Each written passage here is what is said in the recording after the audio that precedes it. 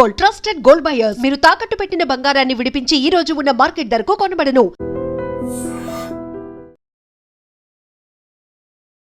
Hi hello నమస్తే, welcome back to ఐటర్ media. మీ అందరికీ తెలిసిందే, ట్రంప్ ఇప్పుడు H1Bకి సంబంధించి లాటరీ సిస్టమ్ను కూడా ఆపేశాడు. మరి ఇలాంటి డెసిషన్ వల్ల ఇండియాలో ఉన్న స్టూడెంట్స్కి అయ్యుండొచ్చు, లేకపోతే H1B మీద అక్కడికి వెళ్దాం అనుకుంటున్న ఎంప్లాయీస్కి అయ్యుండొచ్చు, ఆల్రెడీ అక్కడ H1 లాటరీకి సంబంధించిన పర్సన్స్కి అయ్యుండొచ్చు. ఎలాంటి ఇంపాక్ట్ ఉంటుంది, ఎలాంటి ఎఫెక్ట్స్ ఉండబోతున్నాయి అనేది తెలుసుకుందాం. ఈ విషయాలన్నీ మనకి తెలియజేయబోతున్నారు ఇమిగ్రేషన్ లాయర్ అలాగే అడ్వకేట్ అయిన పృథ్వీ గారు. సార్తో మాట్లాడదాం. నమస్కారం సార్. నమస్తే విరాట్. సో ట్రంప్ ఏదైతే డెసిషన్ తీసుకోడు లేదంటే తీసుకుంటాడని అందరూ వేచి చూసారో ఆ డెసిషన్ వచ్చేసింది ఫైనల్గా. H1B లాటరీ సిస్టమ్ ఇంక నుంచి ఉండదు అని తేల్చి చెప్పేశాడు. మరి దీనికి ఆల్టర్నేట్గా ఎలాంటి ప్రాసెస్ అనేది పెట్టబోతున్నాడు అండ్ దీనివల్ల ఎలాంటి ఎఫెక్ట్స్ ఉండబోతున్నాయి? ఇప్పుడు మన H1B వీసా నుంచి యుఎస్ వెళ్ళే వాళ్ళు క్రైటీరియా తీసుకుంటే విరాట్, అక్కడ హైయెస్ట్ పేడ్కి ఇండియన్స్ వెళ్తారు. చాలా మందికి తిరిగింది ఏంటంటే, మనం ఏదో నార్మల్ జాబ్స్కి వెళ్తామేమో అనుకుంటాం. నార్మల్ జాబ్స్కి యూరోపియన్ కంట్రీస్ కానీ లేకపోతే అరబ్ కంట్రీస్ కానీ వెళ్తారు, కానీ H1B వీసా మీద వెళ్ళేవాళ్ళు, యూఎస్కి వెళ్ళేవాళ్ళు ప్రొఫెషనల్, హైలీ టాలెంటెడ్, అక్కడ హైయెస్ట్ పేడ్కే మనం వెళ్తాం. దీనికి ఒక కనెక్టివ్గా చెప్పాలంటే ఇప్పుడు తీసుకునే decision is bringing advantage rather than disadvantage. H1B వీసాని హయ్యెస్ట్ పెయిడ్ శాలరీ ఉన్న వాళ్ళనే తీసుకోండి, not lowest paid salary. Highest paid salary తీసుకునేటప్పుడు position, highest position and skilled persons తీసుకోండి అని చెప్పేసి అన్నారు. స్కిల్డ్ పర్సన్ అంటే ఎవరు? ఎక్స్పీరియన్స్ ఉండి, ఎక్స్పీరియన్స్ హోల్డ్ చేసి, అతను అక్కడ లేబర్ లైసెన్స్ అప్లై చేసేటప్పుడు ఈ వ్యక్తి నేను తీసుకుంటాం వల్ల నాకు ఎక్కువ అడ్వాంటేజ్ ఉంది, ఇతను నాకు కావాలి అని చెప్పి తీసుకునే వాళ్ళు తీసుకుంటారు. జనరల్గా యుఎస్కి వెళ్ళే వాళ్ళు ఎక్కువ మంది నాట్ ఓన్లీ మనం అనుకుంటా సాఫ్ట్వేర్ సెక్టర్ ఒకటే అనుకుంటాం. సాఫ్ట్వేర్ ఒకటే కాదు, హెల్త్ సెక్టర్ ఒకటి ఉంటుంది and science and technology sectors ఉండేది. ఈ అన్ని సెక్టర్స్లో కూడా ఇండియన్స్ వెళ్ళే వాళ్ళు ఎక్కువ మంది ఉంటారు. ఇప్పుడు ఓపెన్ అయ్యేటువంటి H1B వీసా అప్లికెంట్స్ కూడా వాళ్ళే ఎక్కువ మంది ఉంటారు. వాళ్ళు ఎప్పుడు ఆ ప్రాబ్లం రాదు. వాళ్ళు హైయెస్ట్ పెయిడ్ అక్కడ ఆపర్చునిటీ ఉంటుంది, దాన్ని బట్టి వీళ్ళు అప్లై చేసుకుంటారు, దాని ప్రకారం వెళ్తారు and they will be selected to H1B visa. అక్కడ తీసుకునేటప్పుడు ఏమవుతుందంటే, కంపారిజన్ చేసినప్పుడు ఈ హైయెస్ట్ పెయిడ్ శాలరీ ఇచ్చేవాడికి తీసుకుందామా లేకపోతే నెక్స్ట్ లెవెల్ వాడు తీసుకుందాం అంటే ఫస్ట్ క్రైటీరియా హైయెస్ట్ పెయిడ్కి ఇచ్చేస్తారు. ఫర్ ఎగ్జాంపుల్ ఒక పొజిషన్ని 1 crore rupees పర్ యానం తీసుకుంటున్నారు అనుకుందాం. ఆ 1 crore rupee కన్నా తక్కువ ఉండే పొజిషన్ ఏదైతే అవుతుందో వాళ్ళకి ఇవ్వరు. ఆ 1 paid శాలరీ వాడిని ఆ పొజిషన్ ఉన్న వాళ్ళే తీసుకుంటారు. అంటే ఒక కేటగిరీలో కన్వర్ట్ చేస్తారు ఆ పొజిషన్. అక్కడ ఉండేటువంటి మేనేజర్ సెక్టర్స్ కానీ, అక్కడ ఉండే హైయెస్ట్ టెక్నికల్ ఎక్స్పర్ట్స్ కానీ, లేకపోతే డాక్టర్స్ అయితే కనుక డాక్టర్లో హైయెస్ట్ అడుగుల సీనియర్ సర్జన్స్ కానీ, సీనియర్ ఎండీస్ కానీ వీళ్ళు తీసుకునేటప్పుడు, సైంటిస్టులు తీసుకునేటప్పుడు కూడా PhD హోల్డర్స్లో కూడా not ordinary scientist and best సైంటిస్టులు తీసుకునేటప్పుడు ఇవన్నీ కూడా హైయెస్ట్ సెక్టర్స్లోనే వాళ్ళు తీసుకుంటూ జరుగుతుంది.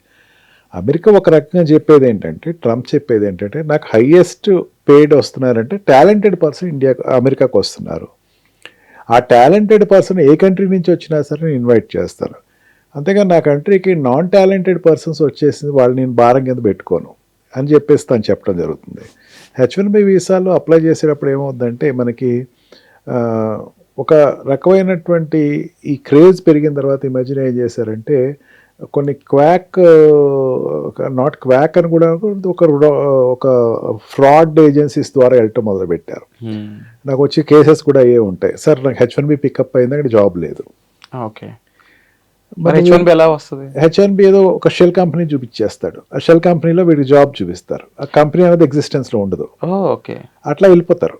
అట్లా వెళ్ళిపోయి అక్కడ వెంటనే ఒక ట్యాక్స్ కట్టి వేరే కంపెనీలోకి షిఫ్ట్ అవటం జరుగుతుంది. వీళ్ళందరికీ ఇంకా ఫుల్ స్టాప్ పడుతున్నట్టు లెక్క. ఈ క్వాక్ ఏజెన్సీస్ లేకపోతే ఈ ఫ్రాడ్ ఏజెన్సీస్ అనేది రోల్ తగ్గుతుంది అనమాట. చాలా కంపెనీస్ ఏంటంటే ఫ్రాడ్ కంపెనీస్ ఎస్టాబ్లిష్ చేసేసి ఇదిగో మేము పికప్ చేస్తాము అని చెప్పేసి డబ్బులు తీసుకుని అక్కడ ఏదో రకంగా అక్కడికి వెళ్ళి వాలిపోవాలి, H1B తీసుకుని వాలిపోవాలి అనుకునే వాళ్ళకి ఇది కొంచెం సెట్ బ్యాక్ అని చెప్పచ్చు. ఎక్కువ మంది క్వాలిఫైడ్ పర్సన్స్ ఇండియా నుంచి వెళ్తాం జరుగుతుంది. అందులో మనకి ఏదైతే $100 lakhs US ఏదైతే చెప్పాడో దాని ప్రకారం వెళ్ళే వాళ్ళు కూడా హైయెస్ట్ పేడే వెళ్తారు. దాంట్లో సపరేట్ ఒక థియరీ అనేది ఏం లేదు మనకి. అంటే ఇప్పుడు యుఎస్ కంపెనీస్ ఏవైతే ఉన్నాయో వాళ్ళ భాషలోనే చెప్పాలి అంటే చీప్ లేబర్, అంటే కంపేర్ టు అమెరికన్స్ తక్కువ డబ్బులకు వచ్చేది ఇండియన్స్, చైనీస్ అని వాళ్ళకి తెలుసు. ఆ రకంగా ఆ పని తక్కువలో మన వాళ్ళు చేయడానికి ఇక్కడి నుంచి అక్కడికి వెళ్తారు డాలర్ డ్రీమ్స్ వల్ల అనే ఒక ఏదైతే స్టేట్మెంట్ ఇది ఉందో, మరి ఇప్పుడు ఇది ఎలా వర్కౌట్ అవుద్ది? వాళ్ళందరికీ ఒక సెట్ బ్యాక్ అని చెప్పచ్చు. ఇప్పుడు తక్కువ దానికి అంటే మీరు చెప్పేది ఏంటంటే ల్యాబ్ ఈ semi workers and semi labour లేకపోతే ఈ ఫీల్డ్లో ఉండేవాళ్ళు అమెరికా వెళ్ళేవాళ్ళు తక్కువ మంది ఉంటారు. మనకేంటంటే ఐటీలో అయినా తక్కువ శాలరీస్కి వెళ్తున్నారు అనుకుందాం కంపేర్ టు అమెరికా. ఎస్, మరి వాళ్ళ పరిస్థితి? వాళ్ళకి సెట్ బ్యాక్ అని చెప్పచ్చు. ఇది నేను ఏదో రకంగా అదే చెప్పాను కదా, ఏదో రకంగా అమెరికా వెళ్ళి వాలిపోదాం, అక్కడ శాలరీ కొంచెం మనకి ఇండియాతో కంపేర్ చేస్తే ఎక్కువ ఉంటుంది. అక్కడ వాడి కంపెనీ వాడేమో ఇక్కడ వీడికి శాలరీ తగ్గించి ఇవ్వటం, ఈ తగ్గించి ఇవ్వటం అన్నది ఇందాక ఇప్పుడు చెప్పిన కాన్సెప్ట్ అనేది ఫుల్ స్టాప్ పెట్టాలనేది ట్రంప్ ఇష్యూ. ఓకే, ఇక ఈ స్కేల్ ఒక మేనేజర్ స్కేల్ ఉంటే దానికి ఒక స్కేలింగ్ చెప్పాల్సిందే. దీనికి ఎంత పే చేస్తున్నాం, దీనికి ఇండియన్కి ఎంత, అమెరికన్స్కి ఇంత కాదు, అందరికీ ఈక్వల్ పే చెప్పు. దాంట్లో టాలెంటెడ్ వాడిని తీసుకుందాం, టాలెంటెడ్ అమెరికాలో ఉంటే అమెరికన్ తీసుకుందాం, ఇండియాలో ఉంటే ఇండియాని తీసుకుందాం. మనకి ఎప్పుడైతే $1 lakh US చెప్పాడో ఆ ఎంట్రీలో ఎక్కడైతే స్టాపేజ్ పడిందో నెక్స్ట్ లెవెల్ ఏమవుతుందంటే H1B వీసా అబ్రాడ్లో అప్లై చేసేవాళ్ళు ఉంటారు ఎక్కువ. మనకి F1 వీసాలోను L1 వీసాలో వెళ్ళిన వాళ్ళు H1B వీసా అప్లై చేసేవాళ్ళు ఉంటారు. వాళ్ళకి హయ్యెస్ట్ పెయిడ్ శాలరీస్కి వాళ్ళు ఆప్ట్ చేసుకుంటారు, లోయెస్ట్ పెయిడ్కి వాళ్ళు వెళ్ళరు. మనం ఏమనుకుంటామంటే ఇక్కడ నుంచి వెళ్ళేవాళ్ళు పోర్ట్రే చేస్తూ, ఇక్కడికి వెళ్ళేవాళ్ళు ఆల్రెడీ ఒక స్టాపేజ్ ఇచ్చేసాడు ట్రంప్, నువ్వు ఇంత డబ్బు కడితే కానీ నువ్వు H1B వీసా అప్లై చేయొద్దు అన్నాడు. అంటే వీళ్ళకి ఆల్రెడీ స్టాపేజ్ పడింది, వీళ్ళకి ఇంకా ఈవెన్ ఫెడరల్ కోర్ట్ కూడా అది కరెక్టే అని చెప్పింది. వాడు పాలసీ వాళ్ళు తీసుకున్నారు, హోమ్ సెక్యూరిటీ వాళ్ళు తీసుకున్నారని చెప్పారు.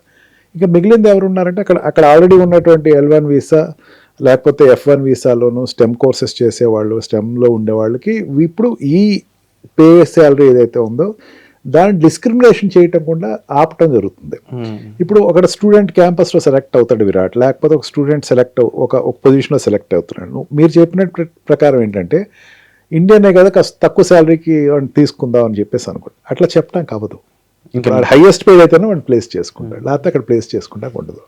అండ్ అలాగే ఇప్పుడు H1B లాటరీ అనేది ఇంక లేదు కాబట్టి మరి అక్కడ ఆల్రెడీ ఎవరైతే ఉన్నారో వాళ్ళ పరిస్థితి ఏంటి? నెక్స్ట్ వాళ్ళు ఎలా, అంటే ఇప్పుడు హై శాలరీస్ ఉంటేనే అక్కడ ఉండగలరా, లేకపోతే ఇండియాకి వచ్చేయడమైన ఆప్షన్? అంతే, ఇంకా there is no other option.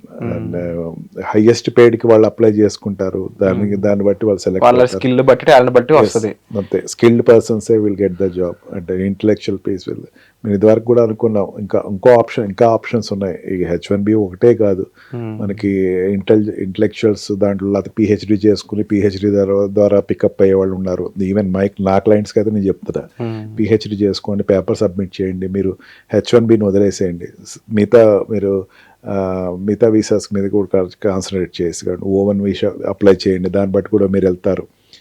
We have already మనం ప్రీవియస్ ఎపిసోడ్లో కూడా we have picked up case. ఇక్కడ మెడ్రాస్ నుంచి ఒక అతను O1 వీసాలో వెళ్ళాడు. Let them get talented. నీకు జాబే కావాలని కృతనిశ్చయంతో ఉన్నవాడు ఖచ్చితంగా ఆ రూట్స్ ఎదుగుతాడు. అంతేగాని ఏదో ఫాల్తుగా నేను అక్కడికి F1 వీసాలో వెళ్ళిపోయాను, నాకు జాబ్ రావాలనుకున్నాడు మాత్రం సెట్ బ్యాక్ అని చెప్పచ్చు. అండ్ మీరు చెప్పినట్టు డెఫినెట్లీ ఆల్టర్నేటివ్ ఉంది, బట్ అది కూడా ఓన్లీ స్కిల్డ్ అండ్ నిజంగా డెడికేటెడ్గా అక్కడ ఉండే వాళ్ళకి మాత్రమే తప్ప టైం పాస్ కానో లేని డబ్బుల కోసం ప్యూర్గా వెళ్ళే వాళ్ళకైతే కాదు. But end of the day చాలా విషయాలు ఇంకా కన్క్లూడ్ అవ్వాల్సి ఉంది. మరి ఆల్రెడీ అక్కడ H1 లాటరీకి పెట్టుకున్న వాళ్ళు ఇప్పుడు వాళ్ళ పరిస్థితి, వాళ్ళు ఎంతమంది ఇండియాకే వస్తారా, లేకపోతే వేరే కంట్రీస్ని ఆల్టర్నేటివ్గా చూసుకుంటారా, వాళ్ళ కంపెనీస్ హై శాలరీస్ ఇవ్వడానికి రెడీగా ఉన్నాయా, హై శాలరీస్ ఎంతమందికి ఇస్తాయి, ఇలా చాలా విషయాలు సంక్షోభానికి జరగబోతున్నాయి. మరి అమెరికాలో ఉన్న వాళ్ళ పరిస్థితి ఏ విధంగా ఉన్నా ఇక్కడ ఎవరైతే ఇప్పుడు H1 ప్లాన్ చేసుకుంటున్నారో, స్టూడెంట్స్ అక్కడ చదవాలనుకుంటున్నారో ఆల్టర్నేటివ్గా వేరే కంట్రీని చూస్ చేసుకోవాల్సిన సిచ్యువేషన్ వచ్చిందనడంలో కూడా కొంత నిజం ఉంది. మరి దీనిపై మీరేమనుకుంటున్నారు? పేరెంట్స్ చూస్తున్నారు, వాళ్ళు ఏమంటారు? కామెంట్ చేయండి తప్పకుండా. మీకు డౌట్స్ ఉంటే డౌట్స్ కూడా కామెంట్ చేయండి, లేకపోతే డిస్ప్లే అవుతున్న నెంబర్స్ కాల్ చేసి సార్ని అడిగిన డౌట్స్ క్లారిఫై చేస్తారు. దీనిపై మీకు మరిన్ని ఎపిసోడ్స్ మీ ముందుకు తీసుకొచ్చే ప్రయత్నం అయితే మేము చేస్తాం. Thank you so much for the information. Thank you. And for more videos, please subscribe to iDream. Please subscribe to iDream. Please subscribe iDream. And please subscribe to iDream. For more videos, subscribe to iDream.